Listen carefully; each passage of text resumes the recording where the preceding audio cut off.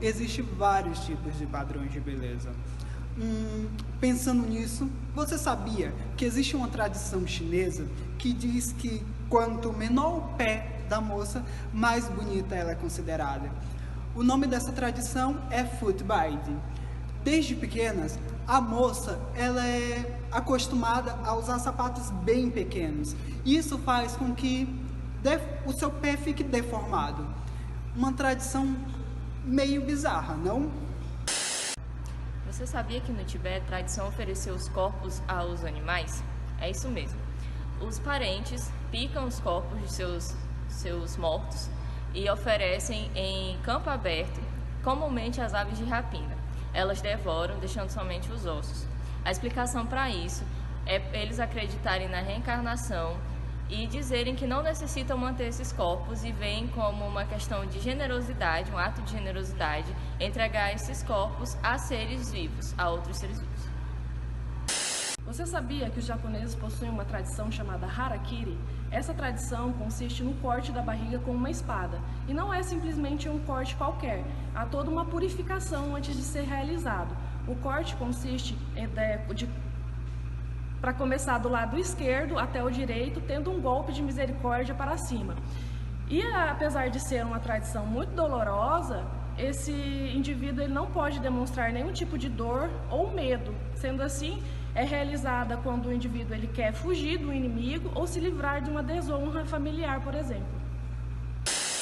Diante de todas essas curiosidades, a gente pode observar que cultura não é algo individual, mas é uma forma legítima de que determinada comunidade tem de levar a sua vida, tem de praticar a sua religião, os seus esportes e a sua política. Dentro da área da saúde não seria diferente. Nós enfermeiros temos que estar preparados para atender toda essa diversidade cultural da melhor forma possível. Não podemos tratar um indivíduo segundo as nossas crenças, segundo a nossa, digamos que, rotina cultural. Temos que olhar cada um individualmente e nos adaptar à situação, assim como eles com certeza estão tentando se adaptar à nossa. Olá, eu sou a Raquel. Eu sou a Keila. Eu sou a Laís. Eu sou a Camila. Eu sou a Vanessa. Giovana. A gente veio trazer um pouco para vocês hoje sobre a teoria da diversidade e universalidade cultural no cuidado que ela é escrita pela Madeline Lenin. Então, para início, sempre quando a gente fala de teoria da universalidade e diversidade nesse cuidado cultural, a gente sempre vai lembrar dos Estados Unidos, principalmente no início da colonização, na época ali mais ou menos por 1600, quando os povos, tanto europeus quanto africanos, estavam chegando, em razão da escravidão, né, no território americano. E aí a gente vai aumentar essa perspectiva ainda mais nos anos de 1900, mais ou menos, quando realmente inicia um fluxo de migração para o território americano muito grande, tanto de indianos quanto de chilenos, coreanos, onde todo esse povo acaba se estabelecendo naquele território, o que torna ele específico para o desenvolvimento dessa teoria. Por quê? Por causa das diversas culturas mescladas e misturadas. Então, todo o território americano teve que se adaptar para essas pessoas. Os setores de serviço tiveram que se adaptar para atender essa diversidade cultural, porque às vezes o mesmo serviço que era prestado para um mexicano, por exemplo, não podia ser prestado da mesma forma para um coreano, porque eles necessitavam daquele mesmo serviço, porém de formas diferentes. Então, dentro da área da saúde, principalmente para nós enfermeiros, não foi diferente. Os enfermeiros tiveram a necessidade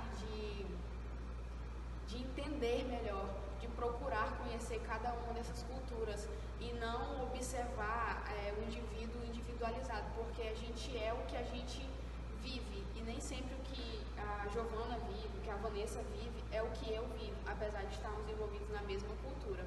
E Madeline, ela teve muito disso. Em 1954, ela estava fazendo o mestrado dela em enfermagem num hospital de universidade voltado para a área de psiquiatria. E em meados dos anos 50, ela estava trabalhando em um hospital psiquiátrico onde cuidava de crianças. E a partir disso, ela acabou observando que a lacuna com que eles cuidavam da parte parte psicológica dessas crianças era muito grande, porque não eram crianças só americanas, eram crianças de diversas nacionalidades. E eles estavam dando o padrão americano para todas elas. E isso não podia acontecer, porque isso causava um déficit muito grande naquele tratamento. E com isso, a partir disso aí, ela começou a encaixar de que, às vezes, não são as pessoas que têm que se adaptar à nossa realidade. Nós temos que nos adaptar também a outras realidades, apesar de não estarmos incluídos a isso. Quando a gente fala nessa situação, a gente convive isso diariamente. Eu sou diferente do Camilo, eu sou diferente da Keila, eles vivem uma coisa e eu vivo outra, como mesmo a Raquel já havia falado. Quando foi por volta de 1959, Madeline, ela foi fazer doutorado na Universidade de Washington, só que ela estava na psiquiatria, ela foi para uma visão completamente inesperada, que foi a antropologia. Ela deu início à antropologia porque ela quis estudar esses outros povos. Ela quis buscar saber como que eles são, como que eles se adaptam a situações voltadas para a saúde, que poderiam influenciar no trabalho dela, no cuidado com outra pessoa de outra cultura.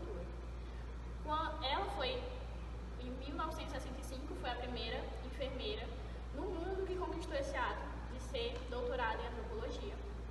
Ela passou, nessa época do doutorado dela, numa aldeia na Nova Guiné, estudando os povos indígenas, porque, de certa forma, eles são mais naturalistas, eles acreditam no poder mais vindo da natureza, ou seja, e ela queria ver como que eles se adaptam à saúde nessas situações que eles acreditam que são, para eles, a forma mais verdadeira de curar uma pessoa, de trazer a pessoa ao seu bem-estar normal.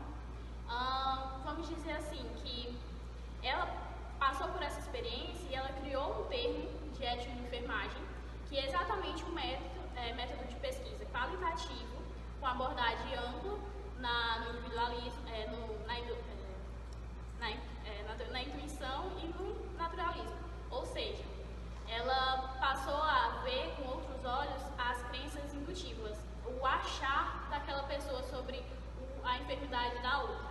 Ela começou a ver que nem sempre o melhor remédio é o industrializado, porque em outras culturas, se eles acreditam e dá certo depois, realmente deve trazer um pouco de verdade naquela melhora.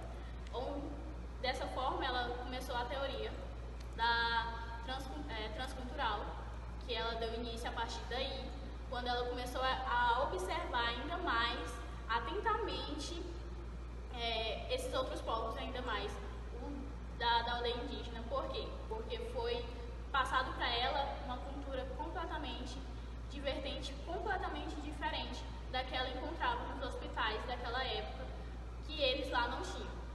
Então, basicamente é isso. A gente entende tanto isso que nós temos os ACS, enquanto eles têm os AIS, que são os agentes indígenas de saúde. Pessoas completamente dentro da comunidade, dentro da cultura deles, entendendo toda a rotina, todas as práticas, seja de religião, seja como funciona a política, porque até eles mesmos aceitam melhor das pessoas que eles conhecem, né? Então, acho que isso é muito importante. Às vezes a gente quer entrar lá, mas nem sempre vai funcionar tão bem quanto alguém que já está lá, ser inserido na nossa e aprender como que as coisas funcionam para retornar o conhecimento, retornar as práticas, retornar os saberes para eles. Né? Na verdade, é um desafio muito grande, né, da enfermagem, da saúde, numa comunidade onde a gente não é inserido normalmente, levar o que a gente aprende na universidade e se deparar com uma cultura completamente diferente e tentar ajudar aquela comunidade de uma forma que realmente ela consiga ter um benefício com aquilo, porque, como as meninas falaram, não adianta a gente levar uma coisa que não tem nada a ver, sendo que eles não vão aderir àquilo e eles não vão ter uma resposta satisfatória nem para eles e nem para o profissional que acabou levando, né? Então fica um desafio aí para... De certa forma, tem que criar aquela relação, aquela inter-relação, né? Entre eu